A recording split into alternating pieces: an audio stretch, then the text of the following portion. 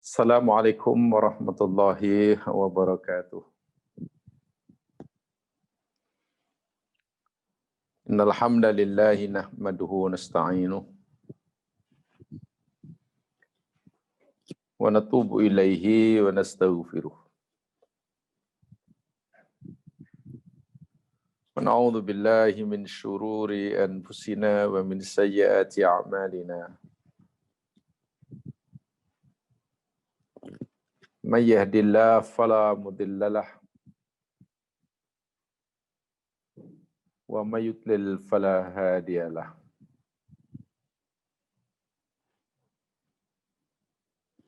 Asyhadu an la ilaha illallah wahdahu la syarika lah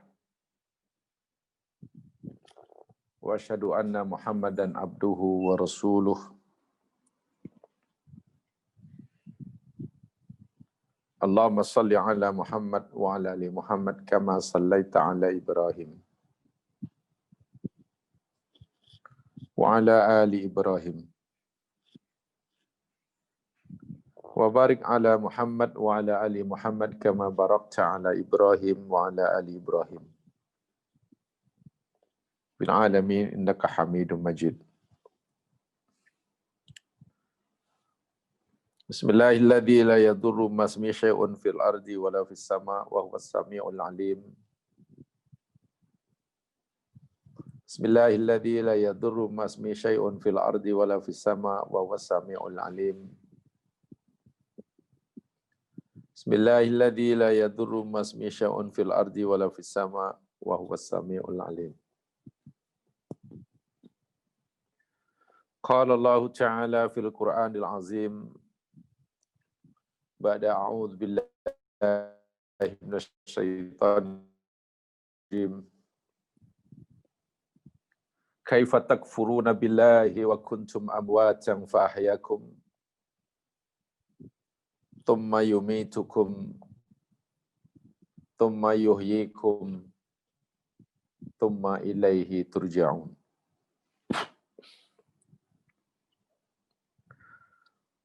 Allah Subhanahu wa taala berfirman yang bermaksud bagaimana kamu kufur dengan Allah?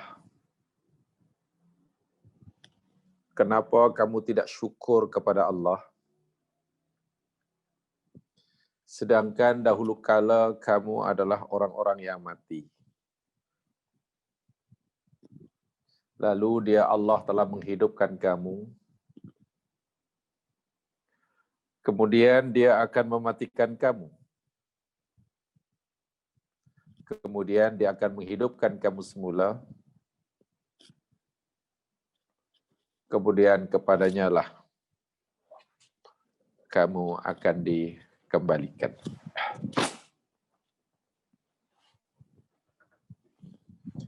Para pendengar yang dirahmati Allah sekalian, dimanapun Anda berada,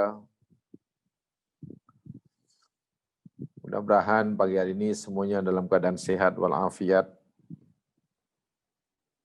jasmani dan rohani, bertambah kekuatan iman dan Islam serta keyakinan, serta berserah diri kita kepada Allah Subhanahu wa taala. Seterusnya kita diberikan oleh Allah istiqamah dalam menjalani kehidupan sesuai dengan kehendaknya. Allahumma amin. Salawat dan salam kita pohonkan agar ianya sentiasa dilimpahkan oleh Allah Subhanahu wa taala pada Nabi besar Muhammad sallallahu alaihi wasallam beserta keluarga baginda, zuriat baginda, sahabat-sahabat baginda, dan semua umat Islam yang mengikuti jejak langkah sunnah baginda hingga akhir zaman. Mudah-mudahan Allah kabulkan permohonan kita. Amin. Muslimin muslimat rahimakumullah. Alhamdulillah pagi hari ini kita dapat menyambung semula Pembicaraan kita berkaitan dengan hakikatul maut, hakikat kematian. Jika selama ini yang kita pelajari tertumpu kepada aspek persamaan, berkaitan dengan kematian, kita belajar dari aspek persamaan bagi semua manusia. Tak kiralah mukmin ataupun kafir. Semasa hidupnya di dunia dan semasa matinya. Dan segi persamaan itu yakni daripada aspek kehidupan madiyah. Kehidupan jasad. Demikian juga ada persamaan dari segi mautul jasad, kematian jasad. Tetapi yang perlu kita fahami dari apa yang telah kita pelajari, jika semua manusia tak kira apapun agama dan kepercayaannya serta perangainya semasa hidup, hayatul madiyah dan mautul jasad adalah sama. Kenapa pula nasibnya di alam barzah, di alam akhirat, tidak sama? Ada yang senang dan ada yang menderita. Ada yang berada di taman surga semasa di alam barzah. Ada yang berada di jurang api neraka ketika di sana. Bahkan nanti bila dipindahkan ke alam akhirat, ada yang akan menjadi penghuni neraka, ada pula yang akan menjadi penghuni surga. Lalu apa penyebabnya? Sehingga akibatnya begitu dahsyat sekali perbezaannya antara surga dan neraka. Dahsyat sekali. Sedangkan kehidupan dan kematiannya masa di dunia, yakni kehidupan hayat madiyah dan mautul jasanya sama. Nah, inilah yang kita nak pelajari hari ini. Kalau begitu kehidupan yang sebenar dan kematian yang sebenar bukan kehidupan yang sebenar dan kematian yang sebenar yang akan menentukan nasib seseorang di akhirat, bukan kehidupan madiyah dan juga bukan kematian jasad. Saya ulangi. Kehidupan yang sebenar, hidup yang sebenar dan kematian yang sebenar yang akan menentukan nasib seseorang di alam barzah hingga alam akhirat bukan al-hayat al-madiyah dan bukan mautul jasad. Tetapi kehidupan dan kematian yang menentukan nasib seseorang di akhirat, penghuni surgakah, penghuni nerakakah, yakni mautul qalbi wa hayatuhu. Saya yakin semua telah mendapatkan nota ringkasan sebenarnya ya. Hanya ringkasan nota sebagai panduan untuk kita bicarakan. Lihat notanya yang sudah dapat. Kehidupan yang sebenar dan kematian sebenarnya rupa-rupanya yakni mautul qalbi wa hayatuhu. Kematian hati, matinya hati dan hidupnya. Hati yang hidup, itulah hidup yang sebenar. Hati yang mati, itulah kematian yang sebenar. Matinya hati itu lebih mengerikan dan lebih dahsyat. Lebih menakutkan. daripada matinya jasad. Tetapi bagi orang yang meyakini bahwa hidup di dunia itu yakni hakikat kehidupan itu yakni hayatul madiyah, kehidupan jasmaniah, makan, minum, dan lain sebagainya, dan maka mautul jasad sesuatu yang paling ditakuti olehnya. Yang paling ditakuti olehnya. Sementara bagi mereka yang meyakini bahwa kehidupan yang sebenar itu bukan kehidupan madiyah, tapi kehidupan hati, hati yang hidup. Saya ulangi. Bagi mereka yang meyakini bahwa kehidupan yang sebenar itu yakni hidupnya hati, hati yang hidup. Dan nanti kita akan jelaskan. Maka mautul jasad bukan sesuatu yang ditakutkan, tetapi sesuatu yang dicita-citakan, yang diharapkan. Pelik sungguh. Dan itu boleh kita lihat dalam ayat-ayat yang telah kita pelajari pada siri lepas. Bagaimana ada orang yang begitu takut menghadapi kematian jasad, apalagi memang sangat mengerikan. Allah sendiri pun memberitahu, bahkan ada yang dipukul oleh malaikat. Tapi ada pula yang tak sabar-sabar, akan memilih untuk segera mati daripada meneruskan kehidupannya di dunia. Jadi saya ulangi, ini kesimpulan penting supaya mudah diingat. Bagi mereka yang meyakini, yang beranggapan bahwa hidup yang sebenar itu yakni al-hayatul madiyah, sebagaimana ya perlu makan, perlu minum, perlu bekerja, perlu sehat. Macam mana nak terus sehat, macam mana nak terus hidup, macam mana ni. Kalau itulah yang diyakini kehidupan yang sebenar, maka kematian jasad adalah sesuatu yang paling ditakuti. Pasti orang itu takut mati jasad. Sebaliknya bagi mereka yang meyakini, melihat bahwa kehidupan yang sebenarnya itu hidupnya hati, hati yang hidup, kematian jasad bukanlah sesuatu yang mengerikan, bahkan sesuatu yang diimpi-impikan. Bermakna kehidupan yang sebenar dan kematian yang sebenar yakni hidupnya hati atau matinya hati. Hati mati, itulah kematian yang sebenar.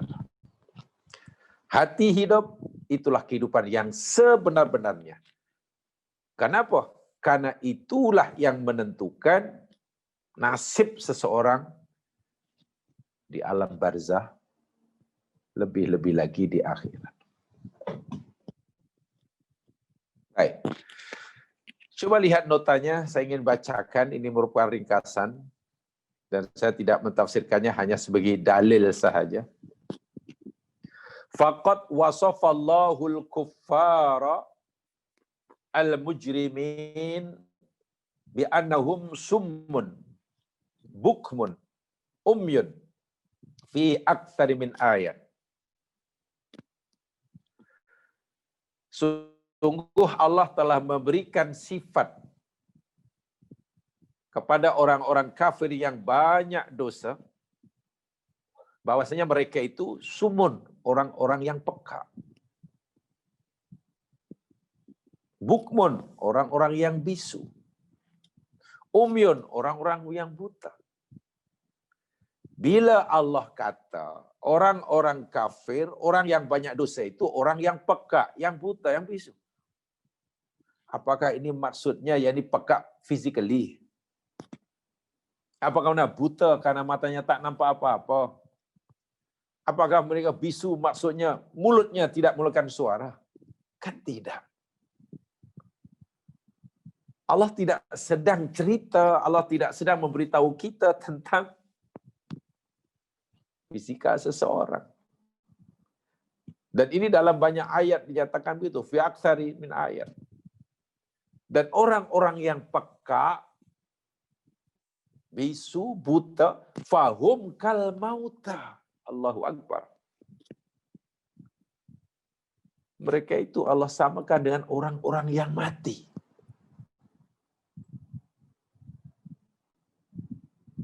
Tengok. Orang kata dia masih hidup, masih bekerja. Hari-hari masih berjalan. Hari-hari masih jumpa, makan minum sini. Tapi Allah kata tak, mereka mati. Hina tak hina. Seseorang manusia yang masih dikatakan hidup oleh orang lain, tapi Allah kata dia mati. Macam mana hidup tapi mati? Sepatutnya bila hidup, ya dia hidup. Rupanya Allah kata mati, walaupun dari fisikanya masih hidup, hatinya mati. Sebab yang Allah katakan mereka summun, mereka peka, buta, bisu, itu hatinya. Bukan matanya, bukan telinganya, dan juga bukan mulutnya. Dan ini berkali-kali dalam Al-Quran, sangat banyak sekali. Ya, sekadar contoh, lihatlah firman Allah banyak. Pertama, surah Al-Baqarah ayat 7. A'udzubillahi minasyaitonir rajim. Khatamallahu ala qulubihim wa ala sam'ihim wa ala absarihim ghishawah walhum adzabun azim. Allah telah menutup mata hati mereka, mata pendengaran mereka. Di atas penglihatan mereka itu ada tutupan. Dan bagi mereka azab yang sangat pedih. Ayat ini bukan ditujukan pada orang yang sudah berada di alam barzah. Ayat ini ditujukan pada mereka yang masih berjalan-jalan di planet bumi, masih bersukaria, masih menikmati nikmat Allah, masih bernafas, ya, masih bernafas. Dia sedang masih bekerja. Kalau yang ada kebun mungkin pergi kebun, yang ada kedai pergi kedai, yang ada pejabat pergilah ofisnya. Mungkin seorang ahli perniagaan, mungkin seorang ilmuwan, seorang saintis, mungkin seorang politician. Tapi Allah kata mereka ni azab yang pedih. Masya Allah. Belum pun mati jasadnya, belum pun pindah ke alam barzah, Allah sudah beritahu bagi mereka itu azab yang pedih. Sebab apa? Telinga mereka pekak, mata mereka buta. Allah memang tidak sedanglah mengajar kita memaksa kita untuk berfikir melawan logik kita. Macam mana orang hidup dikatakan mati? Itu kan berlawanan dengan logik akal sehat. Akal sehat. Tapi bukan. Nanti kita jelaskan. Ayat kedua contohnya dalam surah Al-Baqarah juga 171. Wa matsalul ladzina kafaru, perumpamaan orang-orang kafir. Kamatsalil ladzi yan'iqu bima la yasma'. Seperti perumpamaan orang yang suara kuat, mengkek-mekek. Sesuatu yang dia tidak dengar. Illa du'aan, kecuali hanya panggilan, wanidaan dan seruan.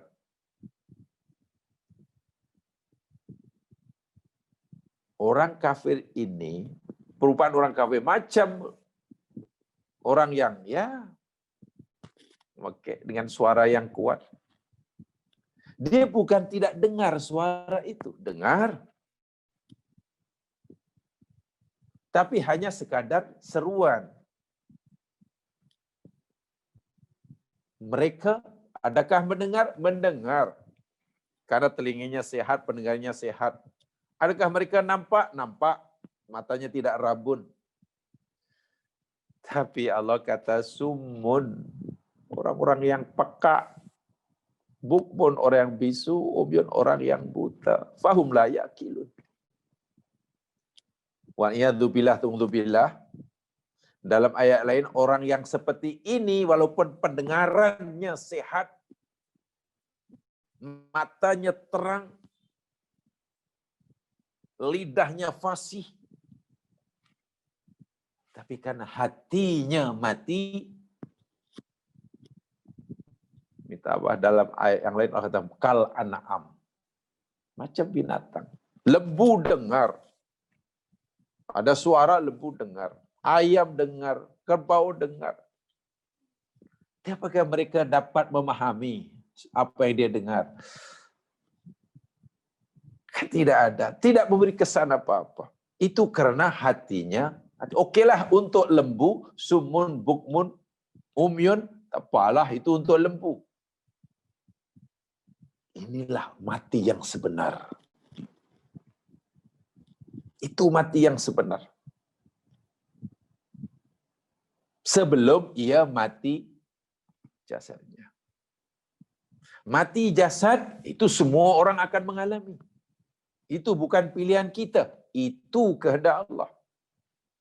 Tapi matinya hati, tidak semua orang mengalami. Karena apa? Itu pilihan kita. Jadi kalau kita bicara sedikit pada kaitan dengan akidah, mautul jasad itu perbuatan yang musayyar, ittirari. Kita tak ada pilihan, kita dipaksa. Sementara mautul qalbi, matinya hati, itu perbuatan yang mukhayyar, pilihan kita. Balasan Allah Subhanahu wa taala di akhirat itu bergantung pada perbuatan yang kita pilih. Bukan perbuatan yang dipaksakan kepada kita. Sebab itu Allah tidak akan hisab di akhirat berdasarkan mautul jasad. Tidak berdasarkan al-hayatul madiyah. Tapi hisab dan balasan Allah di akhirat berdasarkan mautul qalbi. Karena matinya hati atau hidupnya hati itu pilihan manusia. Dia boleh milih. Boleh berusaha untuk memastikan hatinya hidup. Dan juga boleh memilih biar hatinya mati. Nih. Yang ketiga. Ayat ketiga. Surah Al-Ma'idah ayat 71. Wahasibu alla takuna fitnatun. Fa'amu wa sammu thumma taba Allah alaihim thumma amu wa sammu katsirun minhum wallahu basirun bima ya'malun.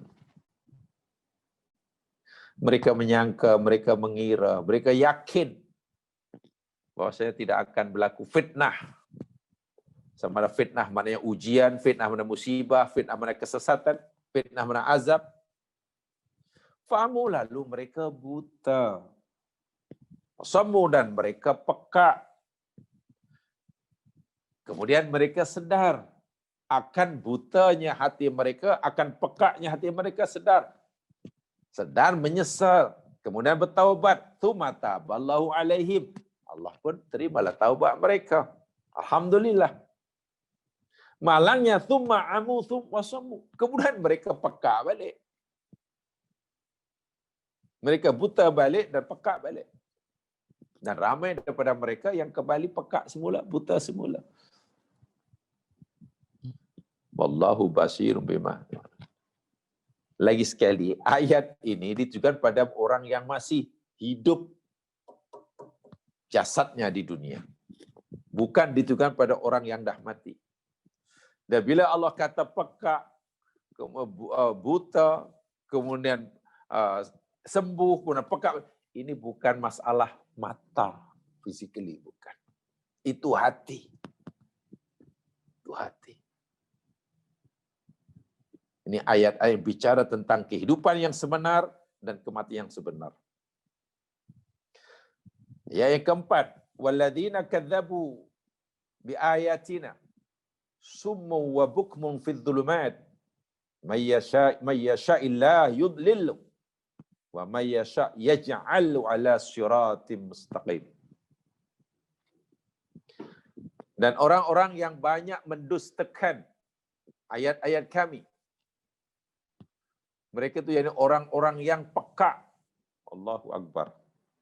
Orang-orang yang bisu. Fi dzulumat, di dalam kegelapan. Dalam kegelapan. Orang-orang yang mendustakan ayat-ayat kami, orang itu peka, bisu. Mendustakan, apakah yang mendustakan? Adakah matanya yang mendustakan? Adakah telinganya yang mendustakan? Adakah mulutnya yang mendustakan? Sehingga Allah nyatakan mereka itu peka, bisu. Tak, yang mendustakan hatinya. Matanya celik. Telinganya tidak masalah. May yasha'illah yudlilhu. Siapa saja Allah kendaki, Allah sesatkannya. Wa may yasha' yaj'alhu ala siratim mustaqim. Dan siapa yang Allah kendaki, Allah jadikan ia berada di atas jalan yang lurus. Ayat kelima. Qul la aqulu lakum indi khazainullah wa la a'lamul ghaiba wa la aqulu lakum inni malak in attabi'u illa ma yuha ilayya. Qul hal yastawil a'ma wal basir afala tatafakkarun. Katakanlah wahai Muhammad, aku tidak berkata kepada kamu bahwasanya aku ada di sisiku perbendaharaan Allah. Aku tak pernah kata kepada kamu bahwa aku mempunyai perbendaharaan Allah. Tak. Tidak ada di siku khazainullah. Wala a'lamul ghaib, dan aku pun tak pernah kata pada kamu bahwa aku mengetahui perkara-perkara yang gaib. Tak pernah. Wala aqulu lakum inni malak. Aku pun tak pernah kata pada kamu bahwa aku ini mempunyai kekuasaan. Kekuasaan untuk itu, kekuasaan untuk ini, kekuasaan menarik manfaat, kekuasaan menolak madarat. Tak. Aku tak pernah kata itu. Aku tak pernah kata aku punya perbendaharaan Allah. Aku tak pernah kata aku mengetahui perkara yang gaib. Aku pun tak pernah kata aku ada kekuasaan. In attabi'u illa ma yuha ilayya. Tiadalah aku mengikuti kecuali apa yang diwahyukan kepada aku. Jadi apa yang aku katakan pada kamu semuanya yakni itulah wahyu yang aku terima daripada Allah. Apa yang aku perbuat dan kamu lihat untuk kamu contohi, itu berdasarkan suruhan Dia, Allah Subhanahu wa taala. Aku hanya ikut saja. Jadi hakikatnya jika kamu tolak ucapan aku, kamu tolak perbuatan aku, kamu dustakan aku, hakikatnya kamu mendustakan Dia, Allah Subhanahu wa taala. Kul, katakan Muhammad pada mereka, bagi tahu mereka, hal yastawil a'ma wal basir. Adakah sama orang yang buta dengan orang yang melihat? Nah, buta, a'ma di sini dan basir dalam ayat ini bukan merujuk pada fizikal seseorang, tapi kepada hatinya. Hati yang menolak ajaran Allah dan Nabi-Nya, itu hati yang buta. Mereka yang menerima ajaran Allah melalui Nabi-Nya, itulah hati yang celik. Dan itulah hidup yang sebenar-benar hidup. Yang sebenar-benar hidup. Nanti, bila sudah tiba masanya, dan itu bukan pilihan dia, tapi sudah kehendak Allah, yakni ajalnya, kematian jasadnya, tak kiralah di mana pun, bila mana pun, dengan cara apa sekalipun, sesuatu yang bukan mengerikan dan menakutkan baginya, tapi sesuatu yang amat diinginkan olehnya. Kenapa? Hatinya sentiasa celik. Hatinya sentiasa peka. Berikutnya keenam, walaqad dara'na li jahannama katsiran minal jinni wal insi lahum qulubun la yafqahuna biha walahum a'yunun la yubsiruna biha walahum adhanun la yasma'una biha ulaika kal an'am bal hum adall ulaika humul ghafilun. Luar biasa, subhanallah. Nabi, sesungguhnya kami telah ciptakan dan kami sediakan bagi jahanam itu ramai yang akan menjadi penghuninya dari golongan jin dan manusia. Jin dan manusia yang macam mana? Yang jenis macam mana? Yang kayakah atau yang miskin? Yang pandaikah ataupun yang tak pergi sekolah? Yang berjawatan tinggi pun atau yang tak punya jawatan? Yang berprofesi apa yang akan menjadi penghuni neraka? Yang tinggalnya di rumah mana? Yang berapa panjang umurnya? Yang berapa kadar kesehatannya? Berapa jumlah kekayaan? Bukan. Itu semua tidak menjadi pertimbangan. Bahkan bukan menjadi penyebab dia ke surga atau ke neraka. Kalau sekadar sebagai pemudah, pembantu, mungkin iya. Tapi bukan penyebab. Penyebab utama mereka dihumban dalam neraka, manusia bukan karena kekayaannya, bukan karena panjang umurnya, bukan karena status sosialnya, tapi mereka yang lahum qulubun la yafqahuna biha. Mereka ada hati, tetapi tidak berfikir dengannya. Maknanya hatinya bisu. Walahum a'yunul la yubsiruna biha. Mereka ada mata, tapi mereka tidak melihat dengannya. Maknanya buta. Masya Allah. Bukan mata kepalanya yang buta, hatinya. Kita ini kan ada mata jasmani, fizikal kita, dan ada mata rohani. Walahum adzanu la yasma'una biha. Orang-orang yang ada telinga. Mereka ada telinga, la yasma'una biha. Tapi mereka tidak mendengar. Dan itulah peka. Peka telinga hatinya, bukan peka telinga fizikalnya. Ulaika wala'iyadzubillah, orang-orang itu Allah sendiri kata kal an'am, seperti mana binatang ternakan, seperti mana lembu, kerbau. Kita panggil dengar, lembu nampak jalan, nampak dia. Dia hanya berfungsi panca inderanya, tapi hatinya langsung tidak berfungsi. Kalau lembu, memanglah tidak diberi kewajiban untuk memfungsikan hatinya. Lembu tidak dibebani oleh Allah kewajiban untuk memfungsikan qalbunnya. Tapi manusia yang diberi oleh Allah qalbun, itu diberi taklif untuk memfungsikan, mendaya gunakan hatinya. Bukan hanya mendaya gunakan derianya. Apalah artinya telinganya sehat walafiat, daripada lahir hingga umurnya sekian puluh tahun. Tapi jika pendengaran hatinya peka, coba di mana nilai seseorang itu?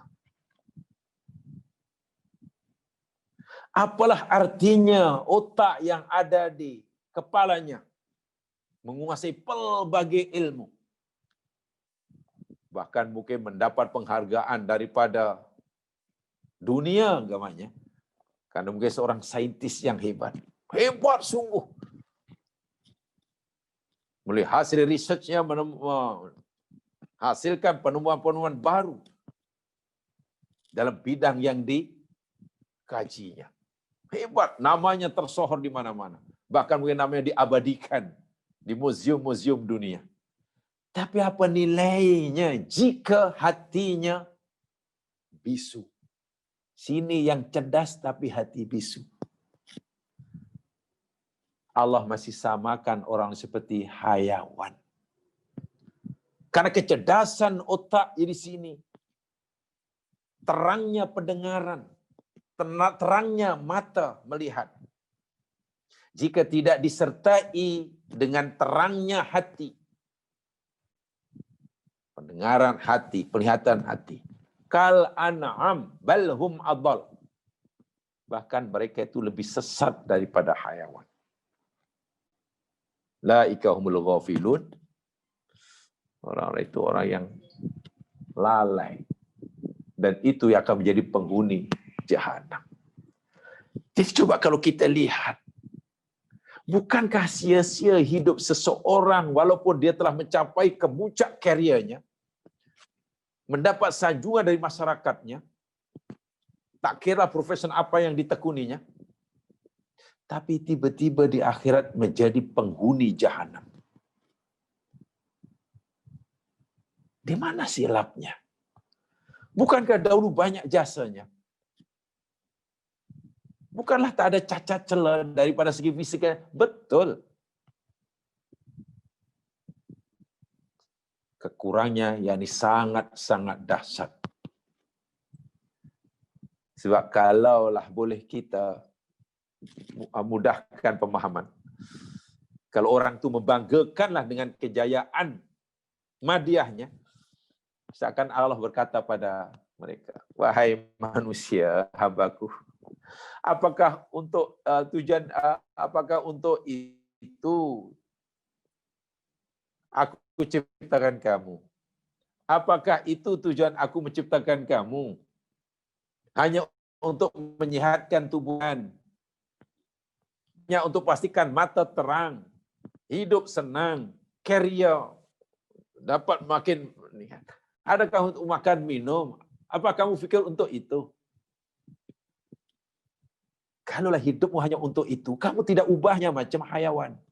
Nanti kamu susah. Dan orang yang seperti ini terjebak dalam pandangan hidup seperti ini, saya katakan tadi di awal, pasti mautul jasad, kematian jasad, sesuatu yang sangat-sangat ditakuti. Pasti itu. Pasti takutnya luar biasa.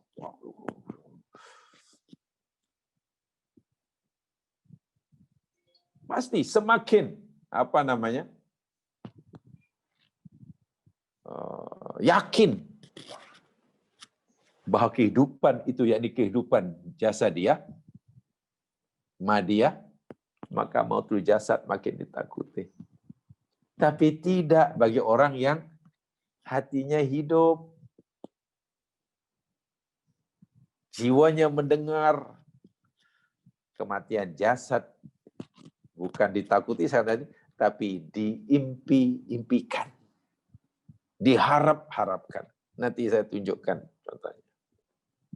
Ayat ketujuh, innaka la tusmi'ul mauta wa la tusmi'us summad du'a idza wallau mudbirin. Wahai Muhammad, innaka sunya engkau wahai Muhammad, la tusmi'ul mauta, tidak boleh engkau ni menjadikan orang-orang yang mati mendengar. Bukan engkau tidak boleh mendengar orang mati, engkau tidak boleh mengubah atau menjadikan orang mati dapat mendengar. Wala tusmi'u summad du'a, Dan engkau juga tidak boleh menjadikan orang-orang yang peka dapat mendengar seruan. Idza walau mudbirin, apabila mereka memalingkan diri ke belakang. Ayat ini benar-benar indah sekali perumpamaannya. Orang yang sudah mati, ya mas sekalian, di alam barzah, Nabi tidak boleh menjadikan mereka dapat mendengar. Mendengar macam mana ini, jamaah sekalian? Ini mendengar maknanya mendengar, yakni apa namanya, simaul ijabah namanya. Namanya simaul ijabah, mendengar dan menerima seruan itu, mendengar panggilan dan meyakini kebenaran panggilan itu, kemudian seterusnya mengamalkannya. Itu maksud simak. Sebab kalaulah ini Nabi tidak, sebagaimana Nabi tidak boleh menjadikan orang yang peka hatinya dapat mendengar dan menerima seruan. Nabi boleh sampaikan ajar Allah kepada umatnya. Semuanya boleh. Dan semua umatnya boleh mendengar asal tidak peka telinganya. Tapi Nabi tidak diberi kuasa oleh Allah untuk menjadikan mereka itu menerima ajakan Nabi. Itu bukan kuasa Nabi. Mereka boleh mendengar tapi hanya suara. Tapi nak merespon, ya mas sekalian, oh iya okey. Saya dengar ajaran kamu dan saya faham dan saya akan pegangi dan saya akan ikuti. Itu Nabi tidak mampu. Mereka hanya sekadar mendengar tapi tak mampu sima'a qabul, tidak ada. Mendengar dan menerima tidak ada. Sima'a ijabah tidak ada. Apalagi sima'a qabul wal inqiyad. Menerima dan mengamalkan lagi tak boleh. Macam orang mati. Sama betul. Orang mati yang dalam gambarnya mendengar tapi tidak boleh menerima ajakan kita. Nabi kan pernah selepas berlaku peperangan Badar dan ramailah tentera-tentera kafir yang terbunuh, ditanam di satu lubang saja, kolib namanya. Satu lubang kolib, di situ ramai bangkai aja, ramai bangkai orang kafir ditanam. Selepas ditibus dan lain. Tiba-tiba lain masa Nabi datang ke tempat itu, diretisai oleh sahabat. Nabi berdirilah, bukan ziarah kubur, bukan mendoakan si mati ya. Nabi berdiri situ, lalu Nabi bertanya kepada si Qalib ini, kepada penghuni ini.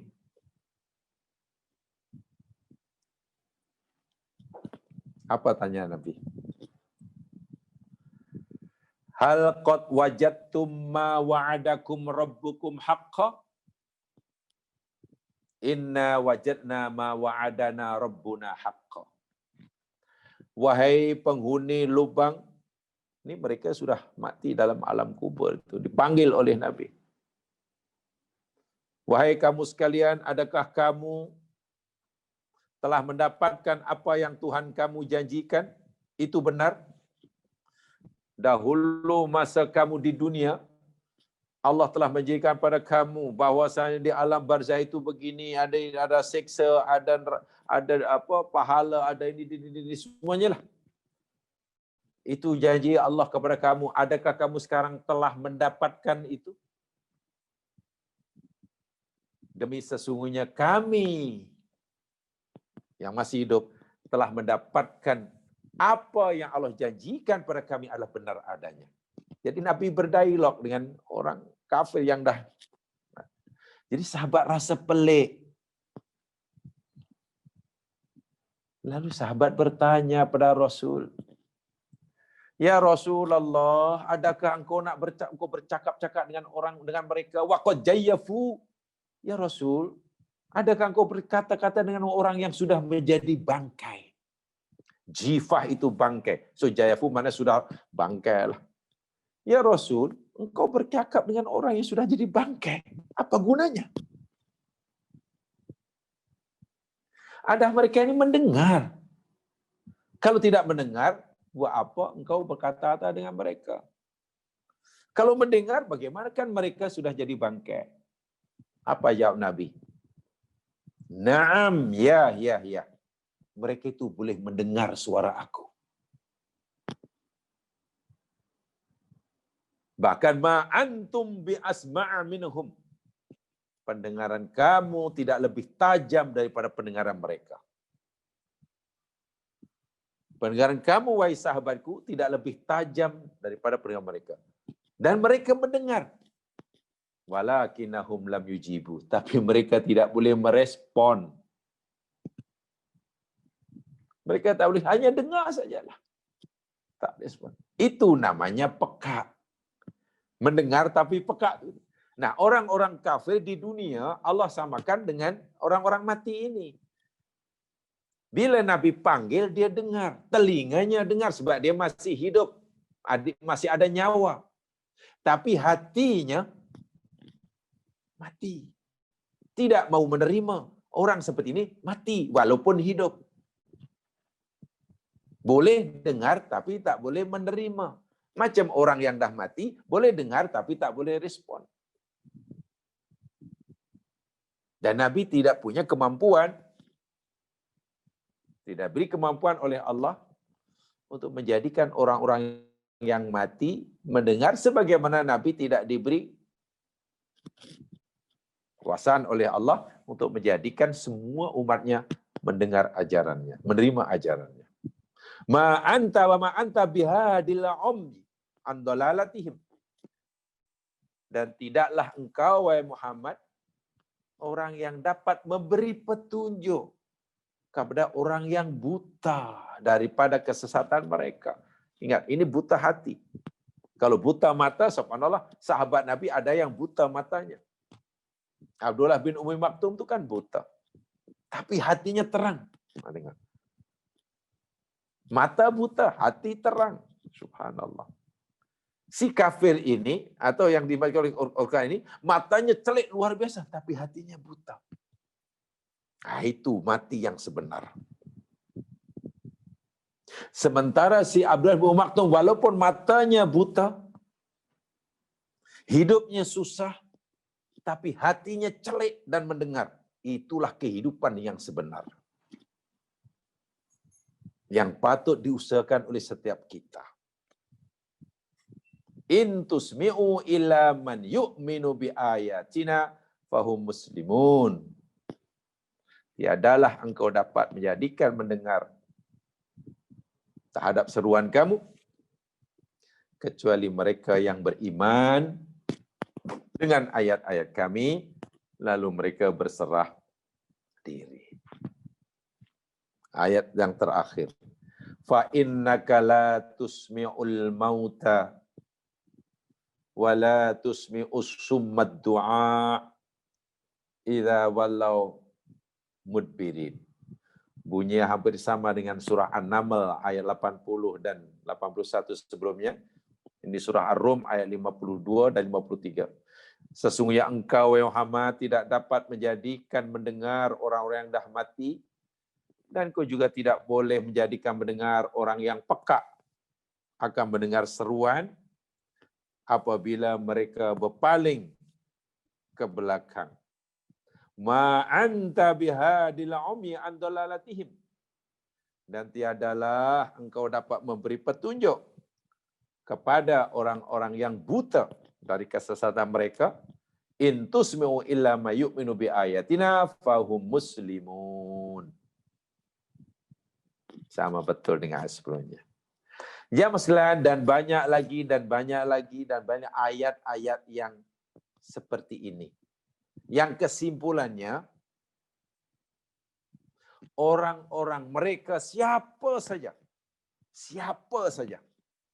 yang masih hidup di dunia karena masih ada nyawa. Orang dahulu ke orang sekarang ke, orang putih ke orang hitam, orang Asia, orang Eropa, apapun kerjanya, apapun profesinya, apapun status sosialnya, apapun tingkat pendidikannya, jika mereka ini hatinya peka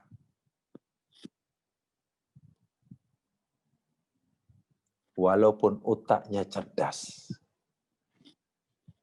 Jika hati mereka buta, walaupun matanya daripada lahir hingga umur kian puluh tahun terang benderang,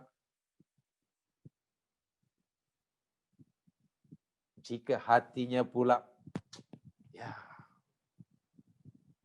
matilah. Walaupun telinganya tak pernah ada masalah, Allah kata itulah orang-orang yang mati. Siapapun orangnya. Itulah kematian yang sebenar. Jadi hina sungguh. Hidup tapi dikata mati oleh Allah. Itu hina sekali. Orang masih dikatakan hidup oleh orang lain, tapi Allah kata tak, dia mati. Kalau bahasa mudahnya lah, itu maknanya mayat yang berjalan. Ada mayit yang berjalan. Mayit tapi masih boleh makan, minum, masih boleh berjalan ke sana sini. Boleh biar ke sana. Macam mana coba? Sementara sebenarnya ada yang sangat mulia di sisi Allah. Semua orang kata dia sudah meninggal 5 tahun lepas. Dia sudah meninggal 10 tahun lepas, dah lama lah. Kita dah tak ada dah lama dah. Rumahnya pun dah kosong, katakanlah. Tapi mungkin Allah kata tak, dia tidak meninggal, dia masih hidup. Orang-orang yang khasnya orang mati syahid, kan Allah kata mereka hidup. Jangan kamu fikir orang mati syahid itu orang yang mati. Dia hidup di sisi aku dan mereka terus menerus aku bagi rezeki. Orang yang hidup kata dia dah meninggal. Allah kata tak, dia hidup. Subhanallah. Sementara ada yang manusia yang lain masih mengatakan dia hidup, tapi Allah tak, dia mati. Lalu mana agaknya kehidupan dan kematian yang perlu kita fahami betul supaya hidup kita ini tidak menderita dunia akhirat. Mana yang lebih kita, yang patut kita utamakan, beri tumpuan, yang kita pertahankan, yang kita perjuangkan. Kehidupan madiyahkah atau hayatul qalbi? Mana yang lebih kita takutkan? Yang perlu kita elakkan? Mautul jasadkah atau mautul qalbi? Nah, mengelak daripada mautul jasad tidak mungkin. Itu bukan pilihan kita.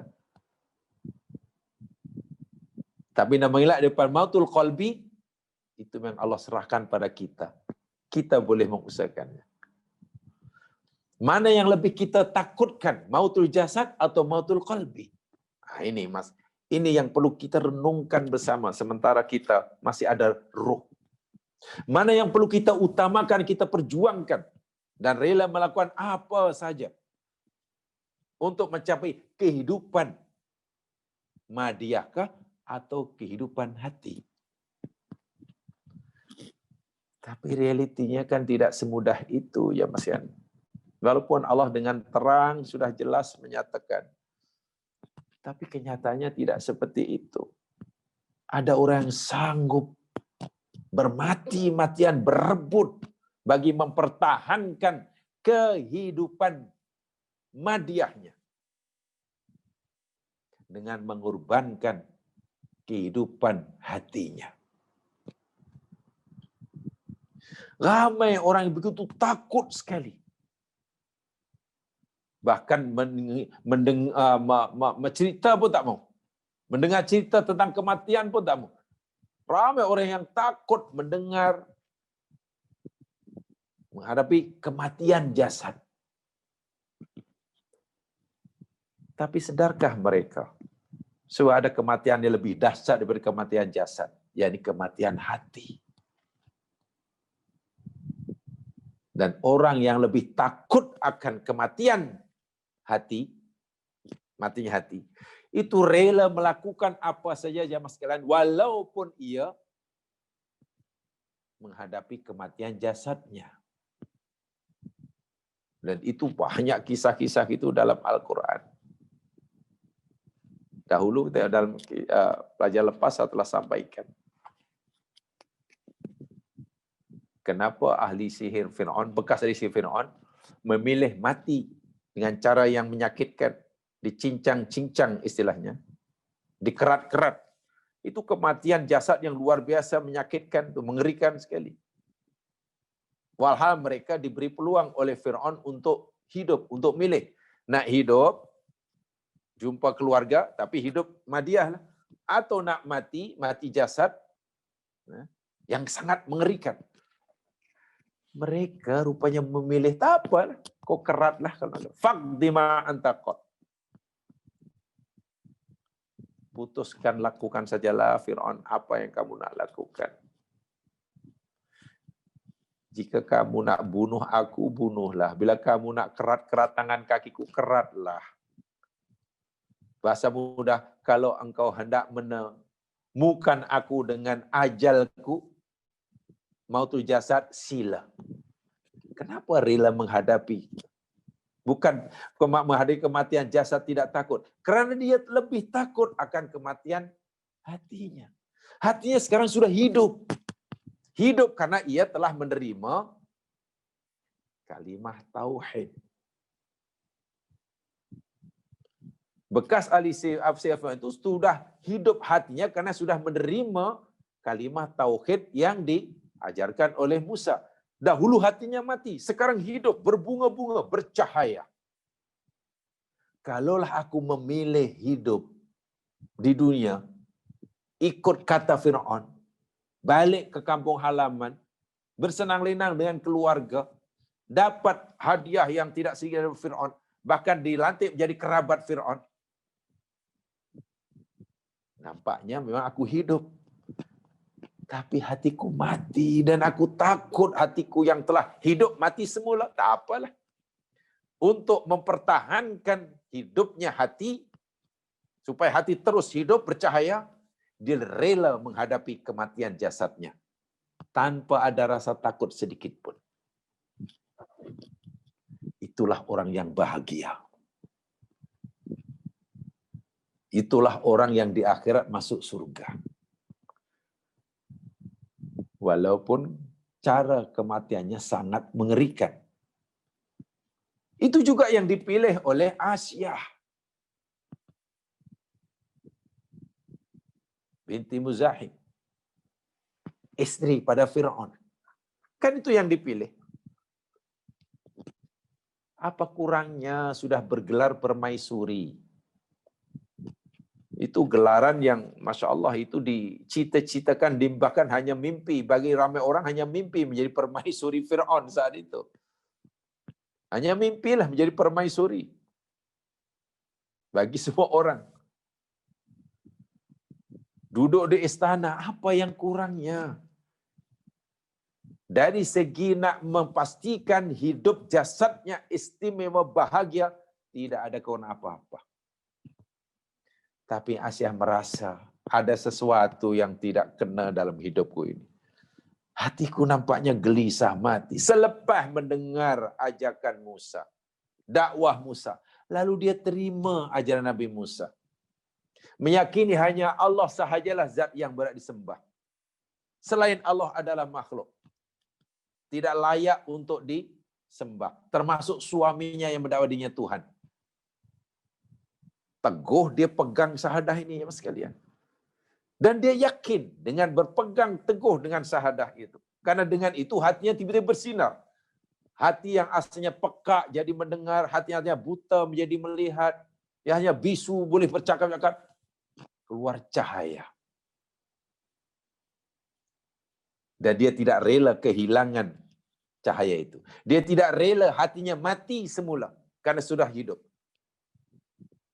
Walaupun terpaksa membayar dengan harga yang mahal.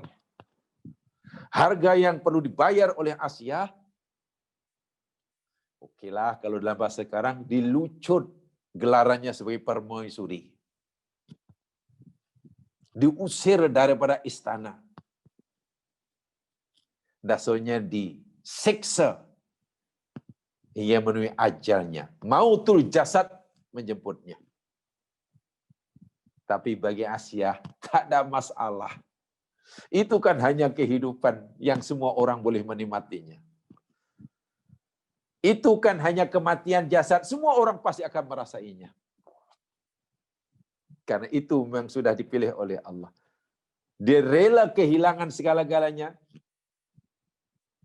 Kehidupan yang dianggap saya tadi hanya menjadi mimpi bagi orang ramai, dikorbankannya. Kenapa? Ingin mempertahankan hatinya sudah hidup sekarang. Sudah bercahaya, dahulu peka. Itulah kehidupan sebenar dan itu kematian yang sebenar. Baik, ulasannya ya Mas sekalian. Tengok selepasnya. Kalau tak boleh baca, boleh bagi baris. Ini kesimpulannya ya, penting nih. Tengok notanya itu, kalau tak boleh baca, boleh bagi baris. Wa min huna fa innal Qur'anal Karim yuhaddithuna 'anil hayati min manzurin akhar. Dan dari sini sesungguhnya Al-Qur'anul Karim telah bercakap kepada kita, telah memberitahu kepada kita tentang kehidupan min manzurin akhar, dari pandangan, daripada sudut pandang yang lain. Daripada ayat-ayat kita pelajari tadi, Quran mengajar kita jamaah sekalian, bicara tentang kehidupan, Quran menyuruh kita untuk memandang dari sudut pandang yang lain. Jangan kita memandang kehidupan adalah asal dan nyawa, perlu makan, perlu minum, sejahtera, karier berjaya, bukan. Allah kata bukan itu. Kematian pun banyak. Kematian adalah keluarnya nyawa daripada badan, selesai. Bukan. Allah menyuruh kita supaya kita punya sudut pandang yang berbeza daripada biasa yang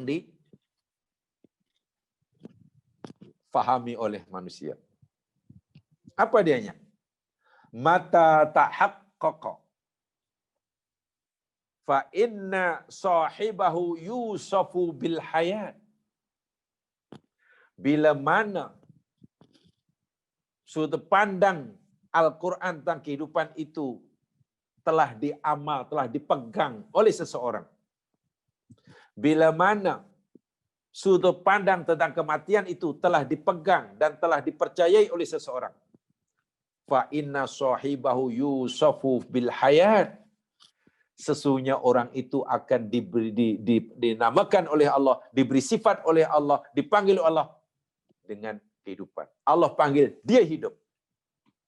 Orang yang punya pandangan hidup sebagaimana Al-Quran ajarkan, Quran kata itulah hidup yang sebenar. Wa in takhalla anhu fahuwa mayitun. Tapi jika pandangan tentang kehidupan yang Quran ajar itu tidak kita pegangi, hanya pandangan kita tentang hidup tidak sebagaimana pandangan Al-Quran, fahuwa mayyit, dia itu orang mati. Allahu Akbar. Bahasa mudah, hidup tapi mati. Hidup tapi mati. Wa in ikhtara'a wa abtaqara wa halaqa fi awaki asma. Walaupun dia itu seorang yang Masya Allah. Karena saintis penemuan baru, mereka baru, boleh melanglang buana, boleh menjelajah keluar angkasa, boleh menyelam ke dasar lautan. Allah kata dia mati.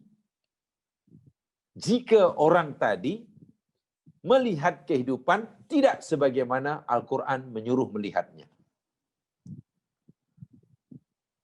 Apa yang Quran suruh kita melihat kehidupan? Lihatlah kehidupan itu, kata Quran.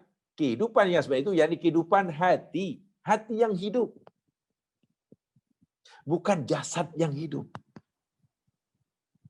Dan kematian yang sebenar menurut Al-Quran bukan kematian jasad, tapi kematian hati.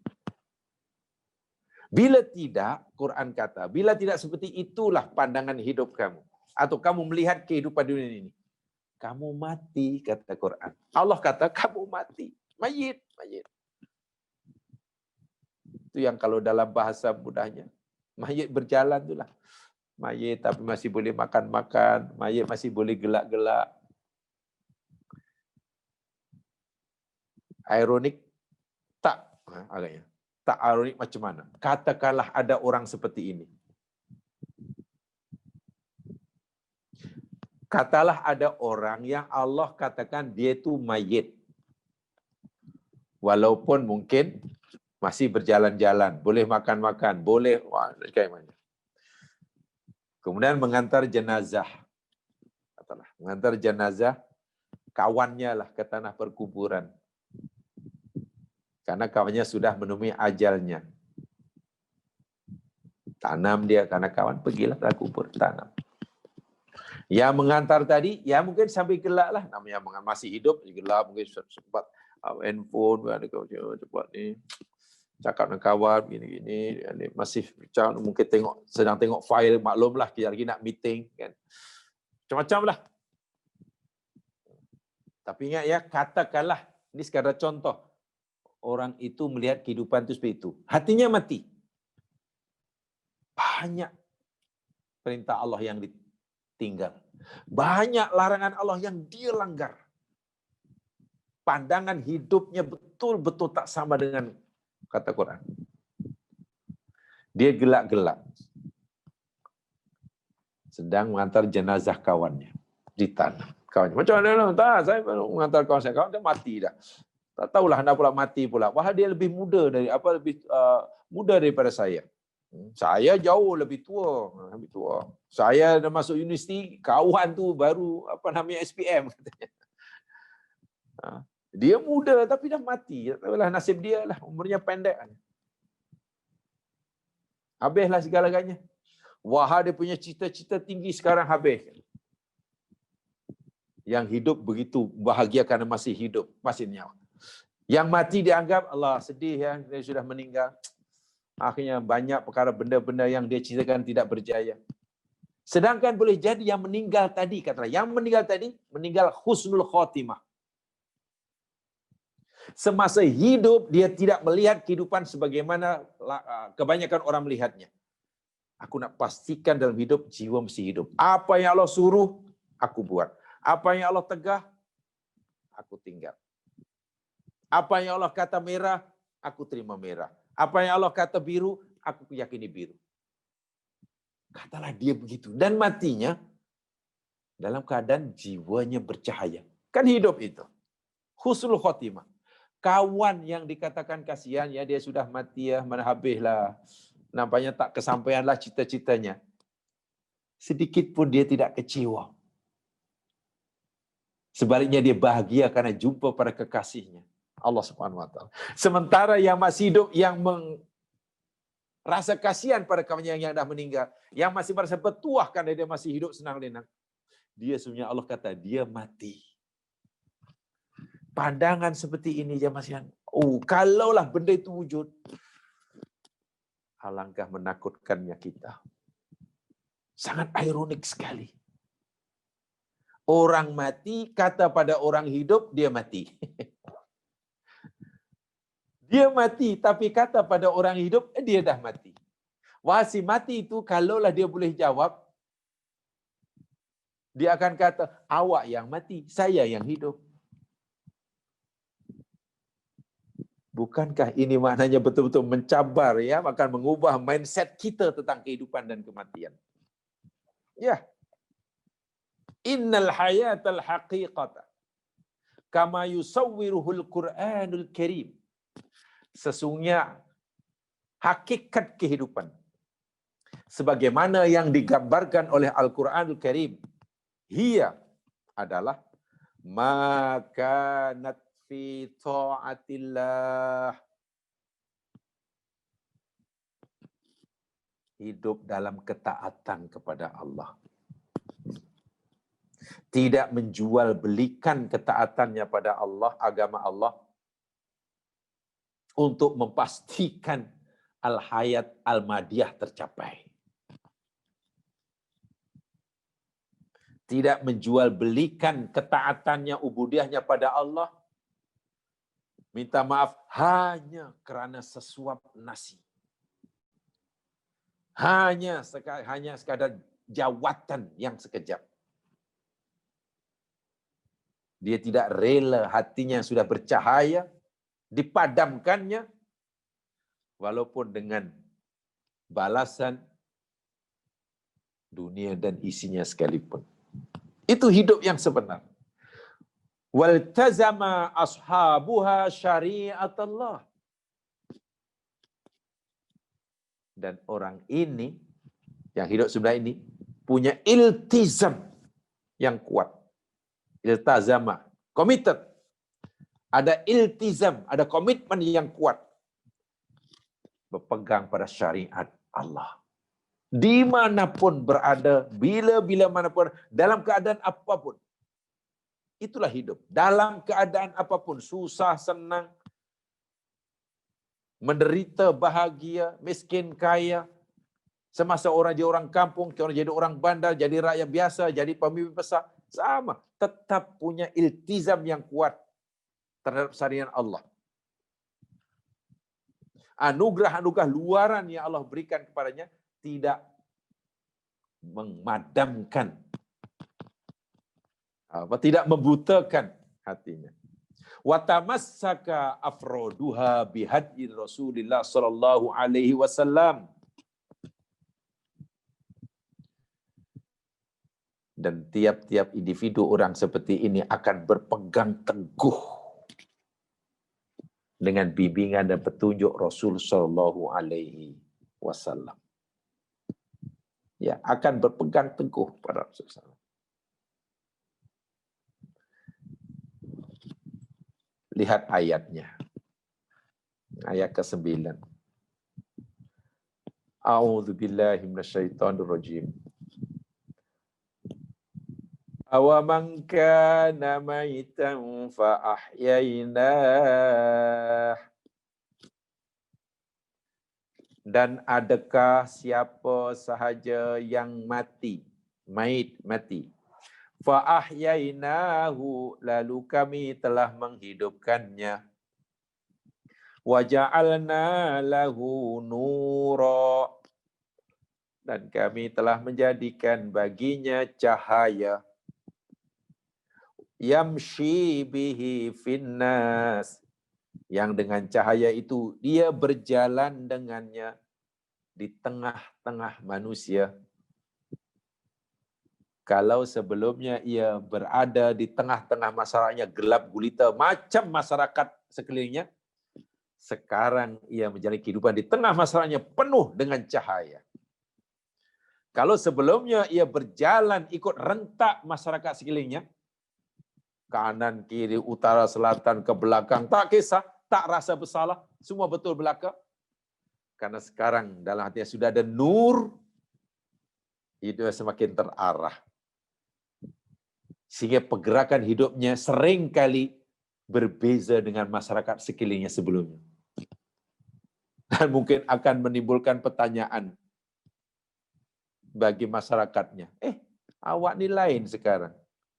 Dulu awak senang, kami ajak awak buat ini senang, sekarang kenapa awak tak nak, tolak pula. Dulu awak buat macam ini, sekarang tak nak buat. Dulu awak tak buat macam ini, sekarang nak buat. Lainlah sekarang awak ni. Tak macam orang biasa, tak macam biasa. Kami macam dah tak kenal awak ni siapa. Dulu lain, sekarang lain. Mungkin masyarakat menilai sudah lain. Karena memang berbeza betul gaya hidupnya dengan masyarakat sekelilingnya. Apa tak bezanya? Dia sudah ada nur. Sementara masyarakat di sini masih dalam kegelapan. Orang yang berjalan dan ada panduan tentu tidak sama dengan orang berjalan tanpa arah dan tujuan. Menilai career, menilai jawatan, menilai kekayaan, menilai kesihatan, menilai apa saja. Sudah tidak sama penilaian dengan masyarakatnya. Masa kini mungkin itu adalah segala-galanya. Rugi kalau kita tidak dapat. Itu dengan cara apa sekalipun, kita mesti mendapatkan semua itu. Karena itu tujuan hidup kita. Sebab orang ini yang sudah ada nur dan berjalan menjadi kehidupan berikan nur, dia pun sudah, oh tidak, saya tidak akan begitu. Dia tetap bekerja, tapi lainlah. Sekarang ni awak lain sungguhlah. Cakap awak lain dengan dulu, sikap apapun lain dulu. Setiap malam minggu, dulu kita kumpul sama, nak menghabiskan Saturday night view. Sekarang awak lain lah. Dulu senang saya bergaul dengan awak, sekarang ni Allah, susah nak cari awak. Sekejap hilang. Ha? Pukul 1 hilang, kemudian datang lagi. Dah pukul 4:30 tak ada lagi. Mas malam ni tak pernah jumpa. Dah rupanya lebih banyak di masjid ini orang. Dahulu selalu jumpa di itu sama. Pelik, jadi pelik, pasti pelik. Masalah mengenai pelik, tapi Allah kata tengok. Dan kami jadikan baginya cahaya, yang dengan cahaya itu berjalan di tengah-tengah manusia masyarakatnya. Allah bertanya, adakah orang yang asalnya mati? Mati di sini yang sekian bukan mati jasad. Ingat ya, ini bukan mati jasad, ini mati hati. Adakah orang yang asalnya mati hatinya? Badannya sehat, telinganya sehat, pandangan sehat, tak ada kekurangan sesuatu apapun. Semua kerjanya berjalan seperti biasa, tapi hatinya mati, kata Allah. Lalu kami hidupkan dia. Dihidupkan hatinya. Bukan hidupnya jasadnya. Jasadnya belum mati. Jasadnya masih ada roh. Dan kami berikan nur dalam hatinya. Cahaya.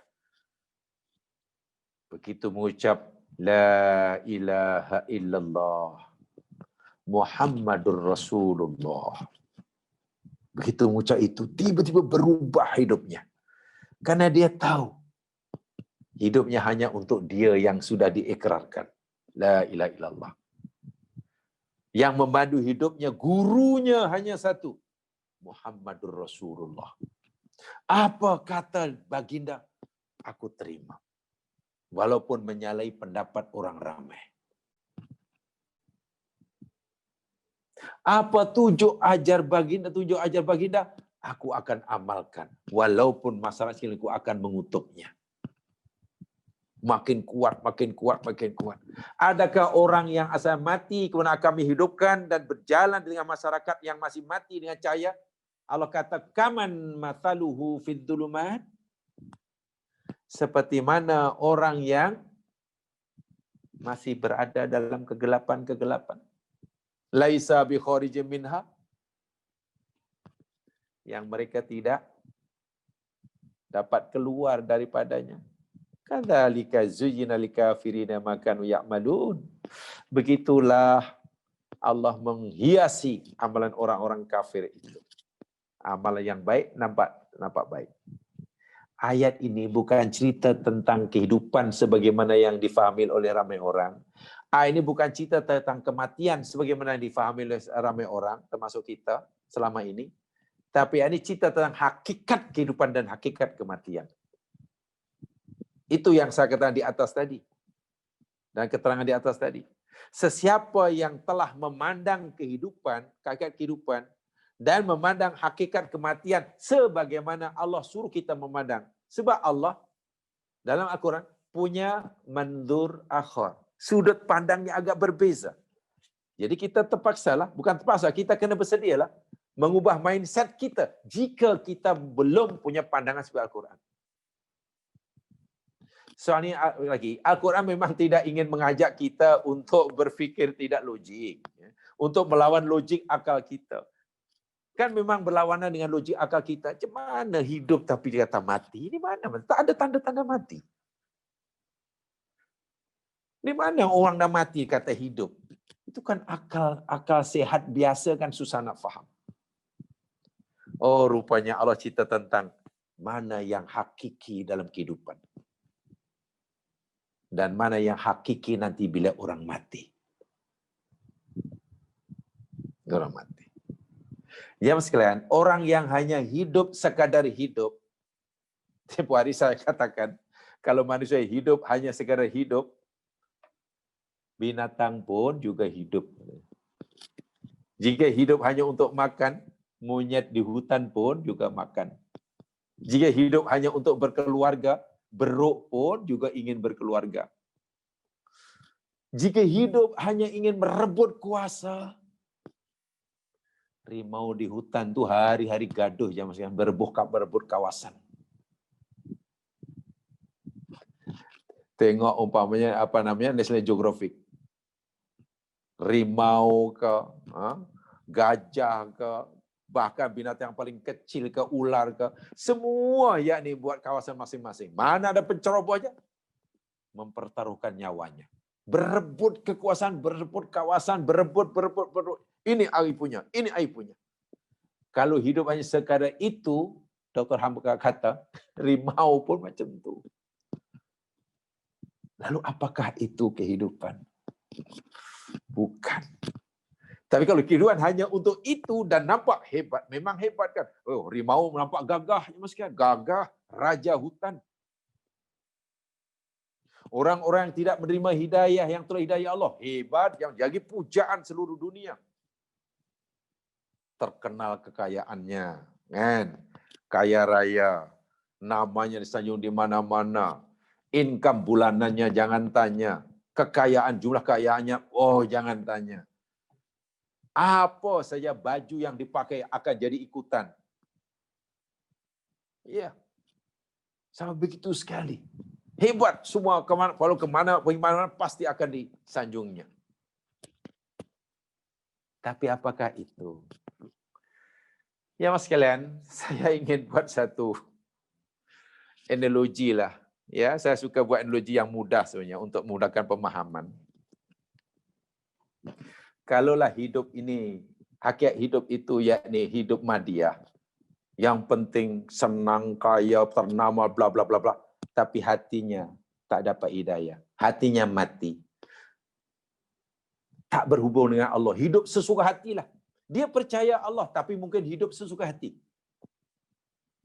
Atau dia tak percaya Allah, tak percaya akhirat. Itu paling teruk. Atau dipercaya akhirat, tapi nak hidup suka hati. Macam orang tak percaya akhirat. Memang gah lah, punya nama besar. Dapat sanjungan masyarakat. Boleh saya buat satu perumpamaan analogi seperti inilah. Ya macam handphone lah katalah. Handphone, ini katalah handphone ni katalah. Apa kayaknya handphone yang termahal sekarang ya. Katalah orang penampilan hari-hari pakai handphone yang mahal sungguh. Itulah handphone tercanggih. Karena apa saja ada di situ. Apa saja handphone terbaru, canggih. Harganya mungkin 50.000 karena baru keluar. Yang lain itu tak ada. Ibaratnya itu dalam dunia ada, segala-galanya ada. Jadi orang pun, handphone awak hebatlah, tayang hebat, mahal, berlapis emas, pasti mengagumkan. Orang pun pasti, hebatnya lah orang itu. Dahlah handphone tu jenama mahal. Pernah gold plated pula. Ini mesti bukan sembarang orang. Dipuji handphone. Mahal. Tapi apa agaknya nilai handphone yang mahal yang dia punya tadi? Jika SIM card-nya problem. SIM card dia problem. Rusak. Untuk apa agaknya handphone yang mahal ini? Ada nilainya kan? Ini ibaratnya bila orang hanya berpenampilan gah jamaah sekalian. Bajunya hebat, kedurungnya hebat, segalanya hebat, semua hebat, punya nama besar. Tapi bila hati mati, hati itu macam SIM card handphone itu. Apa yang ada pada dia orang itu? Itu yang dikatakan oleh Allah tadi, dia mati. Bangkai berjalan. Inilah yang membuat manusia terpedaya dalam hidup itu. Dia kagum kepada jenama handphone yang hebat, tapi tak boleh pakai. Jangankan untuk buat panggilan. Terima panggilan pun tak boleh. SIM card rusak. Penampilan gah luar biasa, pujian di mana-mana. Sebut saja semua orang kenal. Tapi bila hati mati ya mas sekalian. Hati tidak berhubung dengan penciptanya. Ini mana manusia yang rusak, SIM card-nya rusak. Sebaliknya nih, ada handphone. Alah, harga dia berapa? Oh, ini terbaru nih, Nokia. Nokia sekarang dah mati, tapi masih ada produk-produk Nokia. Harga berapa nih? RM70. Ada Nokia RM70? Ada.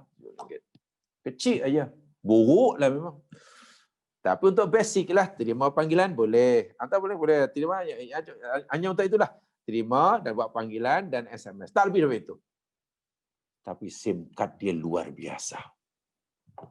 Berguna. Ada kecemasan boleh diguna. Kalau sakit boleh panggil ambulan. Kalau kebakaran boleh panggil bomba. Kalau lapar boleh panggil Grab. Kan boleh panggil Grab kalau ini. Kalau nak jemput kawan boleh panggil. Kalau terima panggilan boleh. Walaupun hanya Nokia RM75. Beza dengan yang tadi harga RM50, SIM card hancur. Apa? Kebakaran tak boleh panggil bomba, sakit tak boleh panggil ambulan, lapar tak boleh. Ya hanya gah, agak gah nampak. Itu yang Allah kata mati.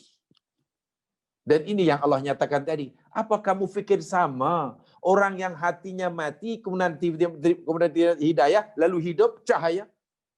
Apa kamu fikir sama dengan orang yang terus yang hatinya gelapan?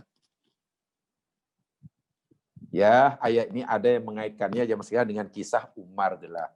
Umar dahulu hatinya mati, kaya, bangsawan, hebat, berpengaruh, macam Abu Jahal. Sekarang Umar sudah mengucap kalimah syahadah. Umar terang benderang. Apa sama? Hidup Umar, gaya hidup Umar, pandai hidup Umar selepas dapat hidayah dengan sebelumnya. Atau dengan kawannya, Abu Jahal yang dahulu kawan karibnya. Tidak sama. Jangan kamu lihat sama, walaupun nampaknya Umar masih makan nasi, makan tamar, Abu Jahal makan tamar. Umar pakai jubah, Abu pakai jubah. Umar masih berniaga, Abu Jahal berniaga. Jangan lihat itu. Dari situ sama. Umar sakit, Abu Jahal sakit. Umar tidur. Tapi Allah kata, oh tidak sama. Sama sekali tidak sama. Umar sudah hidup. Umar sudah hidup. Dahulu dia mati. Sekarang Abu Jahal mati sebelum mati. Sudah mati yang sebenar sebelum mati fizikalnya. Waliyadzubillah. Nah sekalian, nampaknya untuk sementara itu saya yang saya sampaikan. Nah, InsyaAllah kita akan sambung. Ini masih ada banyak yang tajuk ini. Bila diberi kesempatan nanti kita akan sambung pada kesempatan yang lain. Mudah-mudahan kita dapat memahaminya dengan sebaiknya dan menjadi pegangan bagi kita semua. Yang benar pada Allah jua, yang silap kelemahan saya diri. Mudah-mudahan Allah ampunkan dan maafkan kesalahan itu. Mari kita dengan bacaan tasbih kifarah dan surah wal asri. Subhanakallahumma wa bihamdika asyhadu an la ilaha illa anta astaghfiruka wa atubu ilaik. A'udzu billahi minasyaitonir rajim. Wal 'ashr. Innal insana lafi khusr illa alladziina aamanu wa 'amilus shalihat wa tawashaw bil haqq wa tawashaw bis sabr. Assalamualaikum warahmatullahi wabarakatuh.